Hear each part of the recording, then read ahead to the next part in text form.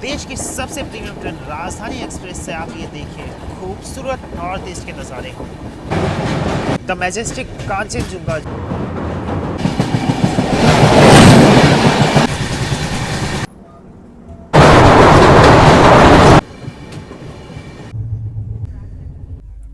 स्वागत है आप सभी फ्लोलॉक्स के दर्शकों का इन 20504 न्यू दिल्ली डिब्रूगढ़ राजधानी एक्सप्रेस की जर्नी में। इस वक्त हम लोग पहुंच चुके हैं उत्तर प्रदेश के बलिया डिस्ट्रिक्ट के बलिया रेलवे स्टेशन पे।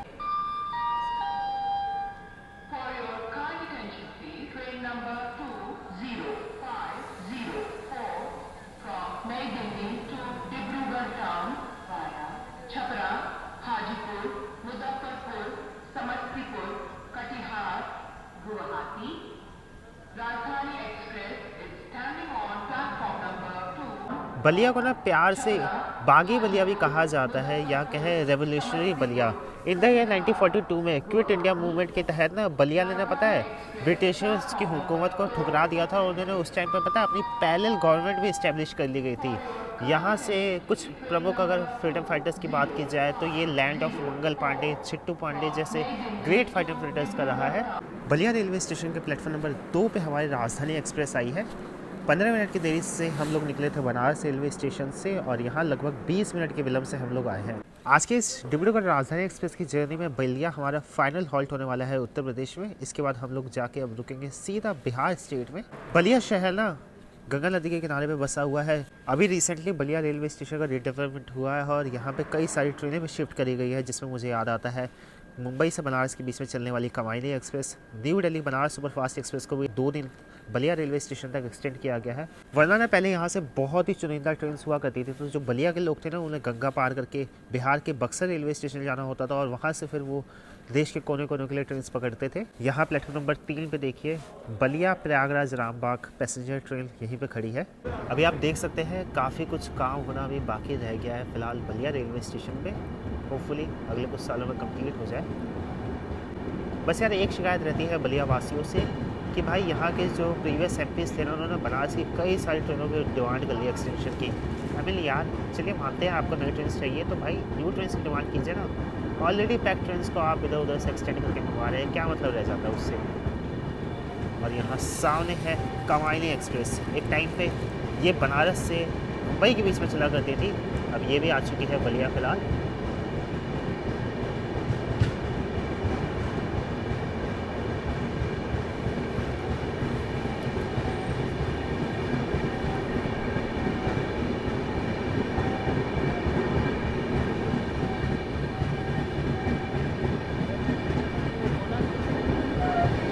रात के इस वक्त बज रहे हैं 2। न्यू दिल्ली से एग्जैक्टली 1000 किलोमीटर का डिस्टेंस कवर करके इस वक्त हम लोग आ चुके हैं बिहार स्टेट के सरन डिस्ट्रिक्ट के डिस्ट्रिक्ट हेडक्वार्टर छपरा शहर के छपरा जंक्शन रेलवे स्टेशन पे। छपरा जंक्शन रेलवे स्टेशन ना इंडियन रेलवे के नॉर्दर्न ईस्टर्न रेलवे जोन के बनारस डिवीजन का पार्ट है। अगर डिब्रूगढ़ राजधानी एक्सप्रेस की इस जर्नी का आपने पार्ट 1 देखा तो आपने एक चीज़ नोटिस करी होगी कि उत्तर प्रदेश में काफ़ी डेंस फॉग होना स्टार्ट हो चुका था, बट यहाँ आप देख सकते हैं छपरा जंक्शन में एकदम ही क्लियर वेदर है।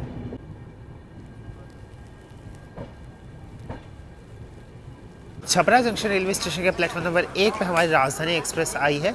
यहाँ पे राजधानी एक्सप्रेस के निर्धारित पहुँचने की टाइमिंग है रात्रि में 2:07 पे और यहाँ पे ये ट्रेन 5 मिनट का हॉल्ट लेती है। छपरा रेलवे स्टेशन का स्टेशन कोड है CPR। यहाँ से एक लाइन आगे चल जाती है सिवान होते हुए गोरखपुर की तरफ, एक लाइन आगे चल जाती है डिगवाड़ा होते हुए हाजीपुर की तरफ और एक लाइन यहाँ पे आती है बलिया के रास्ते बनारस की तरफ से। एक वक्त था जब बिहार के सरन डिस्ट्रिक्ट से इतने सारे लोग बाहर जाया करते थे कमाने के लिए कि इसे ना पता है मनी ऑर्डर इकोनॉमी भी कहा जाने लगा था। मतलब पहले क्या होता था UPI वगैरह तो हुआ नहीं करते थे, बैंक भी बहुत ही कम लोग यूज़ किया करते थे, तो उस टाइम पर लोग ना मनी ऑर्डर से पैसे भेजा करते थे अपने घर वालों को। तो इतना यहाँ पे मनी ऑर्डर से पैसे आने लगते थे ना लोगों की तरफ से कि भाई इसे मनी ऑर्डर इकोनॉमी भी कहा जाने लगा था। तो आपको ये फैक्ट कैसा लगा नीचे कमेंट करके ज़रूर से बताइएगा। अब छपरा शहर आए और लोकनायक जयप्रकाश नारायण जी का नाम ले लिए, ऐसा भला कैसे हो सकता है। यहाँ का JP विश्वविद्यालय छपरा का सबसे बड़ा विश्वविद्यालय है और ये ना JP मूवमेंट से भी जुड़ा हुआ है। बलिया रेलवे स्टेशन से आगे समस्तीपुर के लगभग 234 किलोमीटर के सफ़र के दौरान ये ट्रेन 4 जगह पे रुकती है। अब रात का वक्त है और राजधानी एक्सप्रेस है तो RPF वगैरह भी एकदम एक्टिव रहती है। तो पता है मैं ऐसे डोर प्लेटिंग वगैरह नहीं कर सकता ड्यू टू सिक्योरिटी रीजंस। खैर स्टेशन में तो आराम से कवर वगैरह कर सकता हूँ। तो अभी तो फिलहाल मैं बैक टू बैक सिर्फ हॉल्ट से कवर करूँगा। दिन में हम लोग आराम से डोर प्लेटिंग कवर करेंगे, खूबसूरत नज़ारे एंजॉय करेंगे। और बाकी खाने पीने की सर्विसेज तो राजधानी एक्सप्रेस की मैं आप सभी को दिखाऊंगा ही। देख सकते हैं लोगों को जहाँ तहाँ जगह मिली है, बस ओस से बच पाए और देखिए अपने आप को एकदम अच्छे से ढंग के सो रखे हैं। ये खासतौर पर वो लोग होते हैं बेचारे जो दूर दराज से आते हैं और रात में साधन वगैरह नहीं मिलता है, तो पहले ही स्टेशन पर आके बैठ जाते हैं ताकि जब उनकी ट्रेन आराम से पकड़ पाए। यार इसलिए मैं चाहता हूँ कि स्टेट गवर्नमेंट को एक काम करना चाहिए, चाहे कितने भी रिमोट से रिमोट एरिया हो, आपको वहाँ के तहसील से रेलवे स्टेशन के लिए तो एटलीस्ट हर 2 घंटे 3 घंटे में एनी टाइम बस चलानी चाहिए। देखिए आप फिलहाल स्टेशन पे। अब वेरी गुड मॉर्निंग, सुप्रभात आप सभी फ्लो ब्लॉग से दर्शकों का। रात को 2:30 बजे हम लोगों ने Chhapra junction railway station cross किया। सुबह 7:30 हो रहे हैं और अभी से कुछ ही देर में हम लोग बिहार के कटिहार जंक्शन रेलवे स्टेशन पहुंचने वाले हैं। सुबह जब मेरी आँख खुली तो खुली की खुली ही रह गई। बाहर मैंने अपनी खिड़की से देखा और भाई इतना डेंस फॉग कि भाई मैं बस देखता ही रह गया।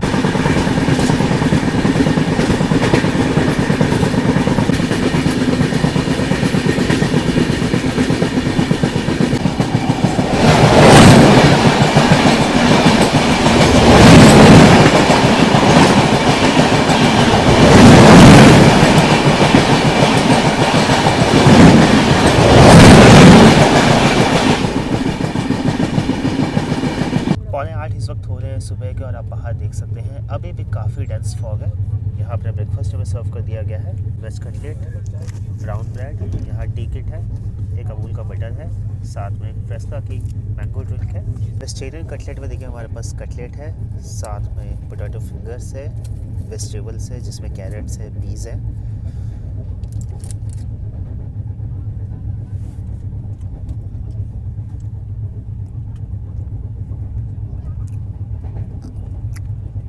सो टेस्ट वाइज देखा जाए तो बढ़िया टेस्ट है, स्टफिंग्स वगैरह भी एकदम बढ़िया से दी गई है।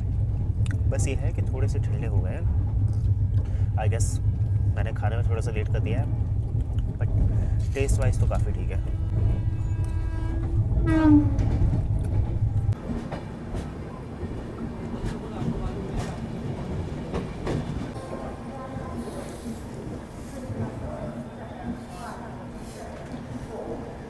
सुबह के 8:35 हो रहे हैं। इस वक्त हम लोग आ चुके हैं बिहार के सीमांचल रीजन या कहें पूर्णिया डिवीजन के कटिहार शहर, जो कि बिहार का 10वां सबसे बड़ा शहर है। कटिहार शहर के विकास में ना रेलवे का बहुत ही बड़ा योगदान रहा है। मीटर गेज के एरा में ना ये बहुत ही बड़ा जंक्शन रेलवे स्टेशन हुआ करता था। खैर ब्रॉड गेज के एरा में भी इसकी रेलेवेंस बिल्कुल भी कम नहीं हुई है। आज भी ये बिहार के top 10 highest earning revenue station में है। यहाँ से कई सारी ट्रेनें भी ओरिजिनेट करती है, जिसमें एक बहुत ही स्लो क्रॉलर भी कहते हैं अम्रपाली एक्सप्रेस, जिसमें मेरे को कभी यात्रा करनी है, पर देखते हैं कब मौका मिलता है। इसके अलावा यहाँ से चंपारण हमसफर एक्सप्रेस भी ओरिजिनेट करती है। कटिहार से पटना के लिए इंटरसिटी एक्सप्रेस भी चलती है। यहाँ से देखिए एक लाइन आगे चली जाती है पूर्णिया कोर्ट होते हुए जोगबनी की तरफ, एक लाइन आगे चली जाती है न्यू अलीपुर द्वार की तरफ, एक लाइन यहाँ से आगे चली जाती है मालदा टाउन की तरफ, एक लाइन जिसके पास हमारे यानी आती है बरौनी की तरफ से। कटिहार जंक्शन रेलवे स्टेशन हमारे इंडियन रेलवे के नॉर्दर्न फ्रंटियर रेलवे का एक डिवीजन भी है। कटिहार जंक्शन रेलवे स्टेशन का स्टेशन कोड है KIR। यहाँ पे डिब्रूगढ़ राजधानी एक्सप्रेस के निर्धारित पहुँचने की टाइमिंग है सुबह 8:35 पे। यहाँ पे ये ट्रेन 10 मिनट का हॉल्ट देती है। कटिहार जंक्शन रेलवे स्टेशन में टोटल 9 प्लेटफॉर्म है। लगभग 100 के करीब ट्रेन यहाँ पर आके हॉल्ट लेती है और 30 से भी ज़्यादा ट्रेन यहाँ से ओरिजिनेट टर्मिनेट करती है। कटिहार शहर को ना the gateway of north east India भी कहा जाता है। जो फेमस सिलीगुड़ी कॉरिडोर, जिसे इनफेमसली चिकन नेक कॉरिडोर भी कहा जाता है, उसका जो गेटवे पॉइंट है वो कटिहार शहर ही है।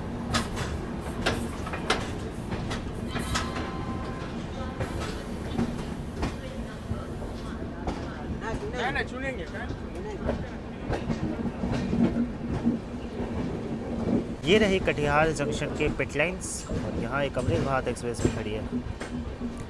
ओके, तो इरोड जोगबनी जो अमृत भारत एक्सप्रेस है उसकी प्राइमरी मेंटेनेंस कटिहार जंक्शन में होती है।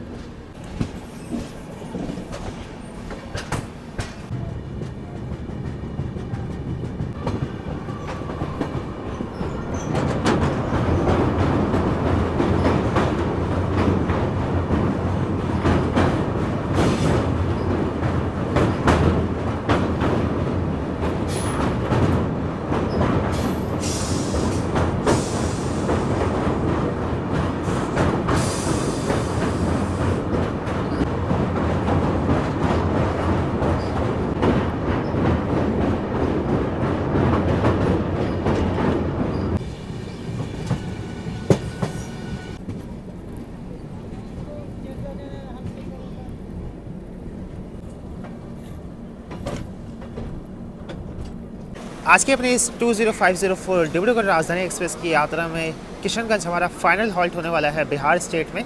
यहाँ पे इस ट्रेन के वास्तविक पहुँचने की टाइमिंग है सुबह 9:58 पे और यहाँ पे ये ट्रेन मात्र 2 मिनट का हॉल्ट लेती है। लगभग हमें निर्धारित समय से हम लोग यहाँ पे 40 मिनट के विलम्ब से आए हैं। इन द ईयर 1990 से पहले किशनगंज ने बिहार के पूर्णिया डिस्ट्रिक्ट का सब डिस्ट्रिक्ट हुआ करता था, लेकिन बाद में लोकल के स्ट्रगल्स की वजह से किशनगंज को एक सेपरेट डिस्ट्रिक्ट बना दिया गया। न्यू दिल्ली से निकलकर अब तक हमने 1471 किलोमीटर का सफर तय कर लिया है। किशनगंज का स्टेशन कोड है KNE। किशनगंज शहर ना बिहार का इकलौता टी प्रोड्यूसिंग सिटी है, यानी सिर्फ बिहार में इकलौता किशनगंज डिस्ट्रिक्ट ये है जहाँ पे टी प्रोड्यूस किया जाता है। चाय के अलावा किशनगंज में ना अरहर की दाल, जिसे पिजन पी भी कहा जाता है, और मसूर की दाल भी उगाई जाती है। और यहाँ सामने खड़ी है किशनगंज अजमेर गरीब Nawaz express.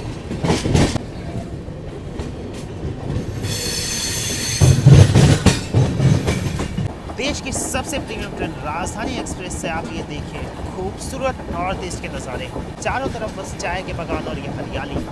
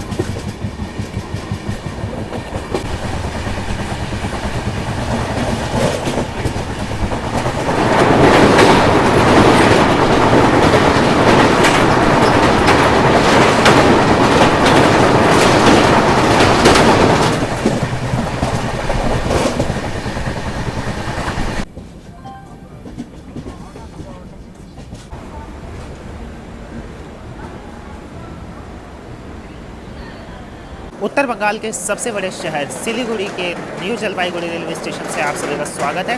New Jalpaiguri railway station ना उत्तर बंगाल का सबसे बिजी जंक्शन रेलवे स्टेशन है। अगर बात की जाए तो ये ना मेन लाइन इंडिया को कनेक्ट करता है नॉर्थ ईस्ट सिटीज़ से।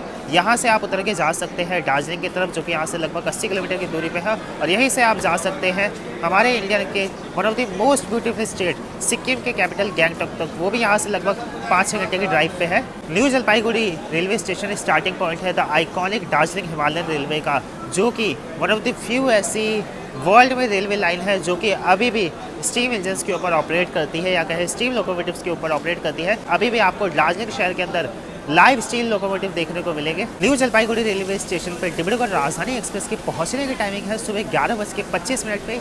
Being a major junction railway station, यहाँ पे ये ट्रेन 10 मिनट का ठहराव लेती है। वाटर रिफिलिंग होगी और स्टेशन कोड है new Jalpaiguri junction railway station का NJP। यहाँ से ना कई सारी ट्रेनें भी ओरिजिनेट करती है, जैसे यहाँ से आपको उदयपुर के लिए डायरेक्ट ट्रेन मिल जाएगी, यहाँ से आपको पुरी के लिए डायरेक्ट ट्रेन मिल जाएगी, यहाँ से भगत की कोठी के लिए डायरेक्ट ट्रेन है। ऐसे कई रीजन्स के लिए यहाँ से डायरेक्ट ट्रेन है। दार्जिलिंग हिमालयन रेलवे के अलावा यहाँ से एक रूट सिलीगुड़ी के रास्ते चला जाता है अलीपुर द्वार की तरफ, जो कि फेमस वाइल्ड लाइफ डॉर्स के बीच में से होता हुआ जाता है। बहुत ही खूबसूरत वो रूट है। किसी दिन मैं उसमें एंड टू एंड यात्रा करने वाला हूँ। अभी फिलहाल गर्मियों का सीज़न आ जाए ताकि अंधेरा थोड़ा सा लेट में होए। न्यू जलपाईगुड़ी रेलवे स्टेशन से ना आपको इंटरनेशनल ट्रेन्स में मिल जाएगी। यहाँ से हल्दीबाड़ी होते हुए आप सीधा बांग्लादेश की तरफ जा सकते हैं। खैर अभी तो फिलहाल हमारे बांग्लादेश के साथ रिलेशन थोड़े से इफ़ी हैं। एक वक्त हुआ करता था नॉर्थ ईस्ट से आने वाली सभी ट्रेन्स का यहाँ पे ट्रैक्शन चेंज होता था। सभी ट्रेनें डीजल ट्रैक्शन से आती थी और यहाँ पे उन सभी ट्रेन्स में इलेक्ट्रिक ट्रैक्शंस लगाते थे जिन्हें आगे जाना होता था। द मैजेस्टिक कांचनजुंगा, जो कि हमारे इंडिया की हाईएस्ट पीक है, क्लियरली आपको देखिए यहाँ से देखने को मिल रहा है, और ये दर्शाता है कि यहाँ का AQI लेवल कितना ही अच्छा है।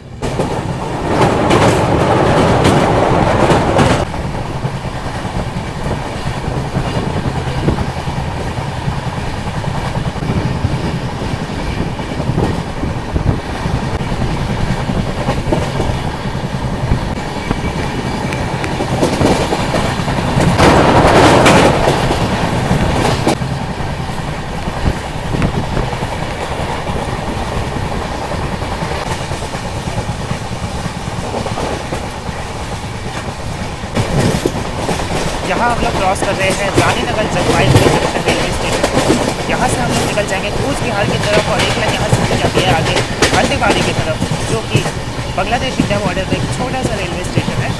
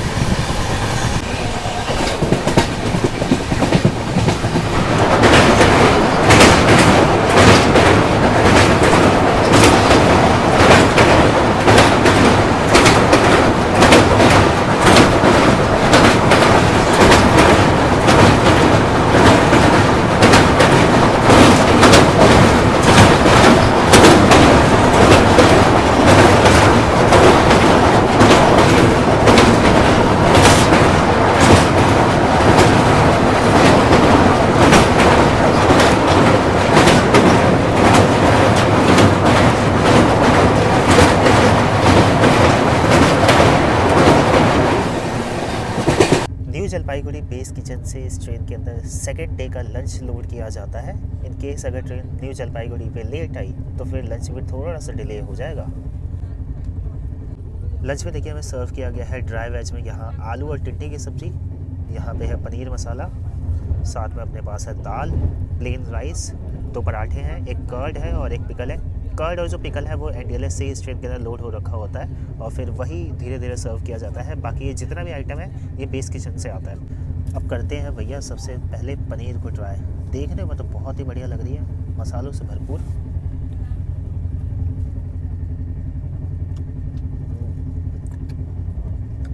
स्वाद तो सही है।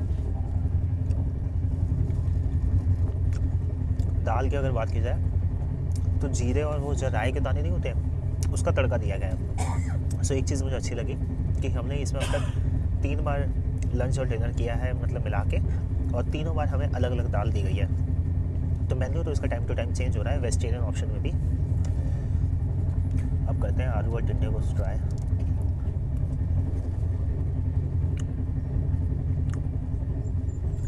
बेसिकली ड्राई वेज में आलू होना तो मैंडेटरी है, ये चीज़ तो जान लीजिए। बाकी पराठे देखा जाए तो पराठे देखिए ऐसे हैं, ट्रायंगल पराठे दिए गए हैं और अब तक के बेस्ट एवर पराठे मुझे लगे हैं। अब खा के देखते हैं कैसे हैं। ये देखिए ये रहे पराठे।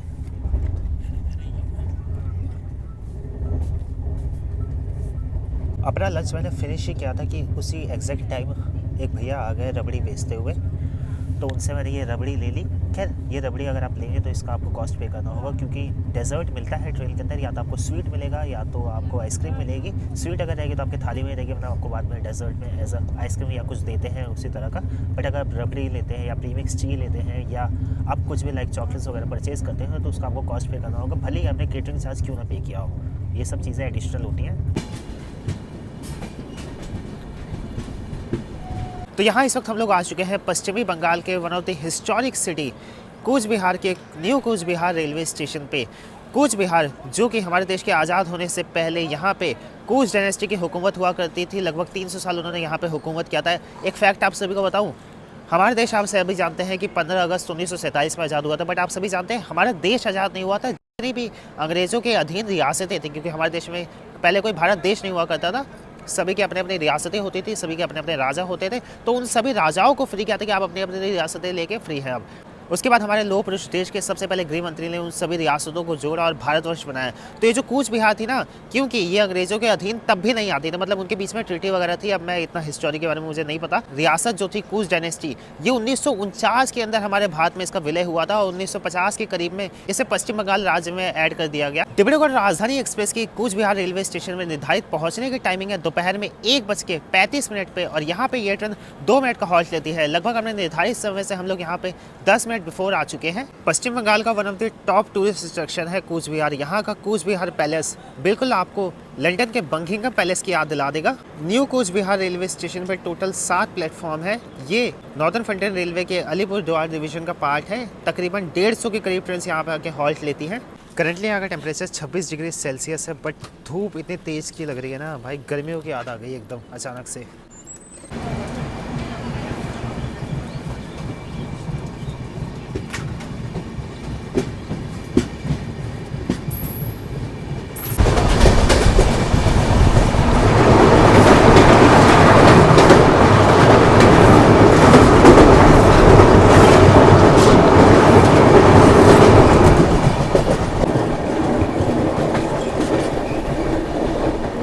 डॉट ऑन टाइम दोपहर में 1:58 में इस वक्त हम लोग आ चुके हैं द गेटवे ऑफ भूटान, पश्चिम बंगाल के न्यू अलीपुरद्वार रेलवे स्टेशन पे। यहाँ पे डिब्रूगढ़ राजधानी एक्सप्रेस के निर्धारित पहुँचने की टाइमिंग है दोपहर में 1:58 पे। मात्र ये ट्रेन यहाँ पे 2 मिनट का हॉल्ट लेती है। गेटवे ऑफ भूटान के अलावा अलीपुरद्वार को द गेटवे ऑफ ड्वार्स रीजन भी कहा जाता है। ड्वार्स रीजन जो कि हमारे भारत का बहुत ही खूबसूरत रीजन है। कुछ ही दूरी पे है बक्सा टाइगर रिजर्व और Jaldapara sanctuary. Apart from all this, जो एंशिएंट सिल्क रूट हुआ करता था ना, वो भी अलीपुर द्वार से पास हुआ करता था आगे तिब्बत के लिए। 2014 में अलीपुर द्वार को जलपाईगुड़ी डिस्ट्रिक्ट से क्राफ्ट करके एक नया सेपरेट डिस्ट्रिक्ट बना दिया गया। ये पश्चिम बंगाल का 20वां डिस्ट्रिक्ट है।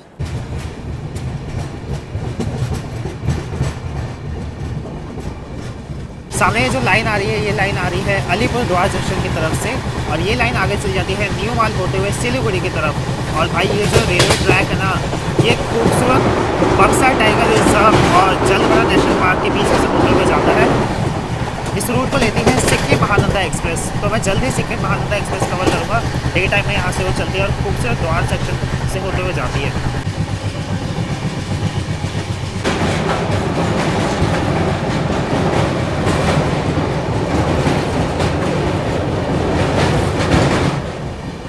यहाँ इस वक्त हम लोग पहुँच रहे हैं बोडोलैंड की कैपिटल कोकराझार रेलवे स्टेशन पे।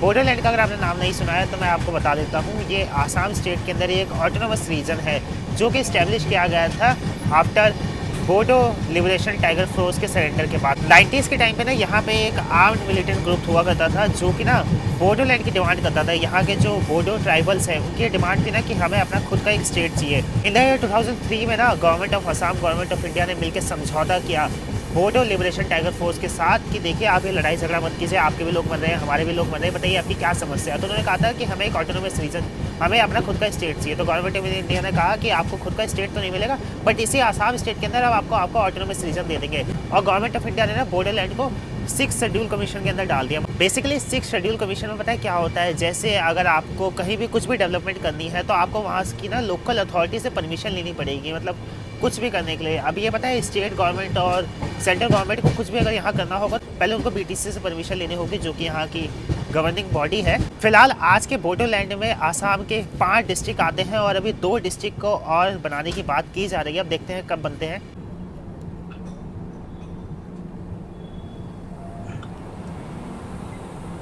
कोकराझार रेलवे स्टेशन का स्टेशन कोड है KOJ। यहाँ पे डिब्रूगढ़ राजधानी एक्सप्रेस की निर्धारित पहुँचने की टाइमिंग है दोपहर में 2:48 पे। पिछले स्टॉप की तरह यहाँ भी ये ट्रेन 2 मिनट का हॉल्ट लेने वाली है। कोकराझार में सबसे ज़्यादा बोडो लैंग्वेज, आसामी लैंग्वेज और हिंदी लैंग्वेज का यूज़ होता है। तो यहाँ का जो बोडो डांस है वो भी काफ़ी प्रसिद्ध है।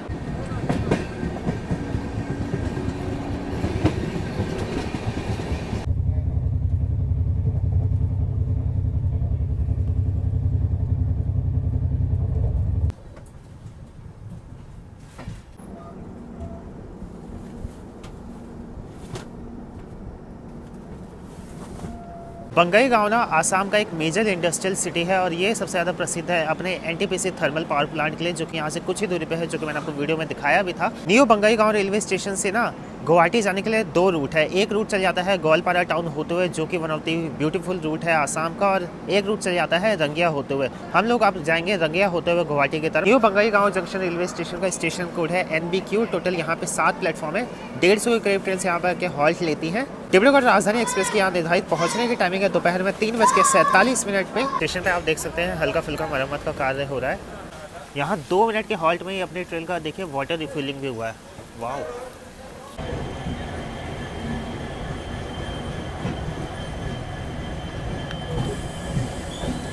डिपार्चर रिकॉर्ड करके मैं जैसे ही अपनी सीट पे आया तो देखा मैंने कि यहाँ मेरा शाम का नाश्ता ऑलरेडी मेरी सीट के ऊपर रखा हुआ था। यहाँ है अपनी चाय सामग्री जिसमें टी बैग, क्रीमर और शुगर होता है। यहाँ सैंडविच है, ये कचौड़ी है, एक पतीसा है, यहाँ पे है मिक्सचर, एक केचप। शाम के नाश्ते में देखिए ऐसा रिव्यू देने के लिए कुछ खास तो होता नहीं है। कचौड़ियाँ होती हैं और सैंडविच होते हैं। सैंडविच वही प्लेन होते हैं, कचौड़ियाँ एकदम खस्ता कचौड़ी होती है।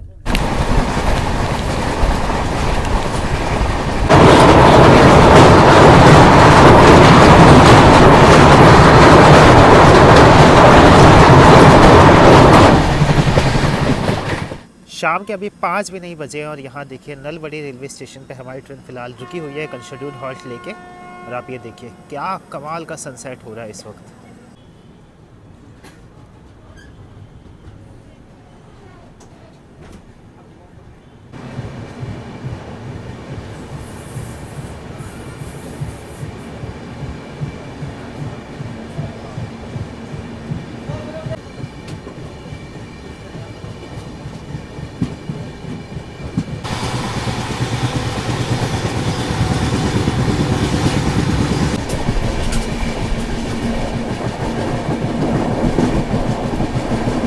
रंगिया जंक्शन पर हमारी मुलाकात हो रही है गुवाहाटी टू जलपाईगुड़ी वंदे भारत एक्सप्रेस से।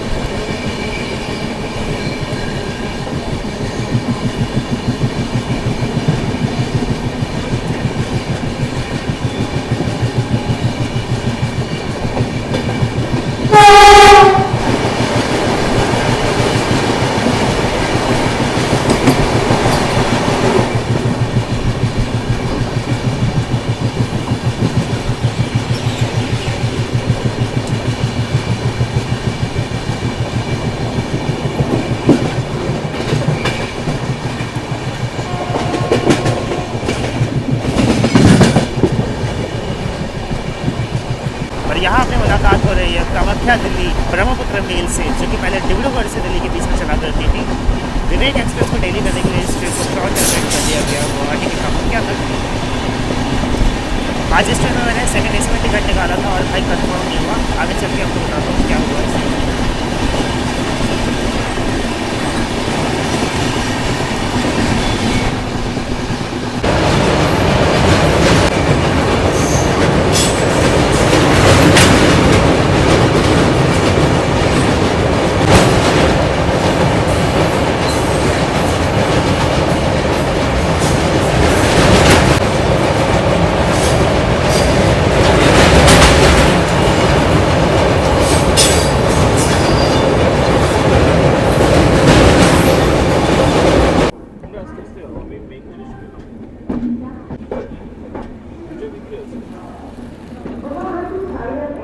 शाम के 6:30 हो रहे हैं और इस वक्त हम लोग आ चुके हैं नॉर्थ ईस्ट इंडिया के सबसे बड़े शहर असम के गुवाहाटी रेलवे स्टेशन के प्लेटफॉर्म नंबर 3 पे। यहाँ पे डिब्रूगढ़ राजधानी एक्सप्रेस की अराइवल टाइमिंग है शाम में 6:25 पे और यहाँ पे ये ट्रेन 15 मिनट का हॉल्ट लेने वाली है। जब पहले डिब्रूगढ़ राजधानी एक्सप्रेस चलाई गई थी ना, तब ये तीनों की तीनों राजधानी एक्सप्रेस न्यू दिल्ली से गुवाहाटी के बीच में चला करती थी, क्योंकि गुवाहाटी पहले कैपिटल हुआ करती थी आसाम की। और अभी भी खैर गुवाहाटी के बगल में ही है दिसपुर, जो कि अभी फिलहाल कैपिटल है आसाम स्टेट का। फिर बाद में ना अपर आसाम के कनेक्टिविटी के लिए ना और साथ ही साथ नागालैंड की कनेक्टिविटी के लिए भी इस ट्रेन को ना आगे डिब्रूगढ़ तक शिफ्ट कर दिया गया। अब इस ट्रेन के अंदर मेरा टिकट तो देखिए न्यू दिल्ली से दीमापुर के लिए था। सुबह फिर मैंने सोचा यार गुवाहाटी पहुँचते पहुँचते तो अंधेरा हो जाएगा, और फिर आगे जो गुवाहाटी से डिब्रूगढ़ का सेक्शन है ये तो और भी ज़्यादा खूबसूरत है। फिर रात में क्या कवर करने का फ़ायदा, सिर्फ एक डिनर ही हमें मिलेगा, उसी का रिव्यू दिखा पाता। फिर मैंने यार रूट्स वगैरह देखने लगा कि अब गुवाहाटी से आगे तक का जो हम सफ़र है वो किस ट्रेन में करें। तो फिर मुझे दिखी अगरतला तेजस राजधानी एक्सप्रेस। तो मैंने डिसाइड किया है कि गुवाहाटी से ही मैं अगरतला तेजस राजधानी एक्सप्रेस बोर्ड करूँगा और चले जाऊँगा सीधा अगरतला तक। मैं 3:30 बजे ये ट्रेन यहाँ पे आएगी, तब तक मेरे पास काफ़ी टाइम है, लगभग 9 घंटे का वक्त है, तो रेस्ट वगैरह भी हो जाएगा। लगभग 32 घंटे का सफ़र तय करके आया हूँ मैं न्यू दिल्ली से गुवाहाटी पहुँचते डिब्रूगढ़ राजधानी एक्सप्रेस में। तो थोड़ा सा थक गया हूँ, बाकी सेकंड एसी का जो सफ़र था वो ठीक ठाक ही था। राजधानी के लेवल की क्लीननेस तो भाई ट्रेन में नहीं थी। NFR की जो डिब्रूगढ़ राजधानी एक्सप्रेस है ना भाई, इसमें क्लीननेस का तो इशू है। हाँ, नॉर्दर्न रेलवे की जो डिब्रूगढ़ राजधानी एक्सप्रेस है वो बहुत ही वेल मेंटेन रहती है। भले ही वो ज़्यादा ओवर क्राउडेड रहती है या थोड़ी सी खाली रहती है। तो अगर आप डिब्रूगढ़ राजधानी एक्सप्रेस में ट्रैवल करना चाहते हैं तो मैं आप सभी से रिकमेंड करूँगा कि भाई 2 महीने पहले टिकट की बुकिंग ओपन होती है, आप तभी कर लीजिए, क्योंकि अगर लास्ट मोमेंट में आप अगर सोच रहे हैं कि इसमें आपको टिकट मिल जाएगा तो आपको सिर्फ तत्काल के भरोसे रहना पड़ेगा, क्योंकि इस ट्रेन के अंदर बहुत ही ज़्यादा वेटिंग लगती है। सेकंड एसी, थर्ड एसी छोड़िए, फर्स्ट एसी में इसमें 30-30 वेटिंग आती है। मतलब फर्स्ट एसी में 30 सीट्स होती है, लोग 30 वेटिंग लेने को तैयार हो जाते हैं और बहुत सारे लोग तो इसमें वेटिंग में ट्रैवल भी करते हैं, क्योंकि यार देखिए काफ़ी सारे ना इसमें हमारे इंडियन डिफेंस के लोग ट्रैवल करते हैं, क्योंकि ये भाई ये पूरा डिफेंस एरिया ही है, नॉर्थ ईस्ट आप जानते हैं कितना सेंसिटिव एरिया है, तो काफ़ी सारे इसमें डिफेंस के लोग भी ट्रैवल करते हैं। इसलिए भाई अगर आपको टिकट इसमें बुक करनी है तो भाई 2 महीने पहले बुक कर लीजिए, थोड़ी सी सस्ती भी पड़ेगी, कोई डायनेमिक फेयर कम लगेगा और आपको टिकट मिल भी जाएगा। तो उम्मीद करता हूँ ये डिब्रूगढ़ राजधानी एक्सप्रेस के दोनों पार्ट आप सभी को पसंद आए होंगे। तब तक आप सभी लोग ख्याल रखिए। जय हिंद आप सभी को।